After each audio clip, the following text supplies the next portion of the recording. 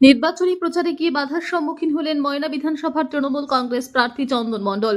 অভিযোগ, ময়নার বাক্সা গ্রাম পঞ্চায়েতের হালিশহর গ্রামে নির্বাচনী প্রচার করার সময় বেশ কয়েকজন দুষ্কৃতী তাদের উপর চড়াও হয়।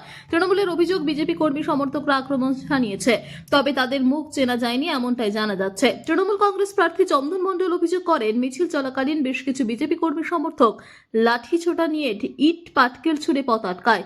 সব মিলিয়ে ভোটের আগে আবারও উত্তপ্ত ময়না, যদিও বিজেপি এই ঘটনা অস্বীকার করেছে।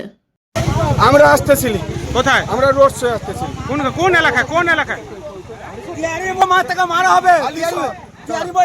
মারা হবে আলী শহরে আমরা আসতেছিলাম।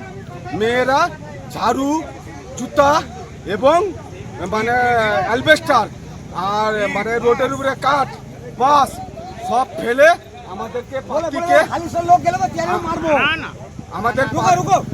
আমাদের পাত্রীকে আক্রমণ করছে। তখন আমরা আগে গেছি।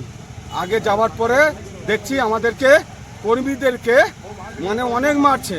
মারার পর বাস মারছে, আমার গায়ে কাদো তুলছে, কাদো মেখেছে, বলে তুই চলে যা। বলার পর তারপরে আমার মানে কর্মীর 4-5টা বাইক নিয়ে নিয়েছে, 4-5টা বাইক চাবি ছেড়ে নিয়েছে। আর বৌদিরা মানে ঝাড়ু নিয়ে কর্মীরাকে মারছে। আপনার বাড়ি?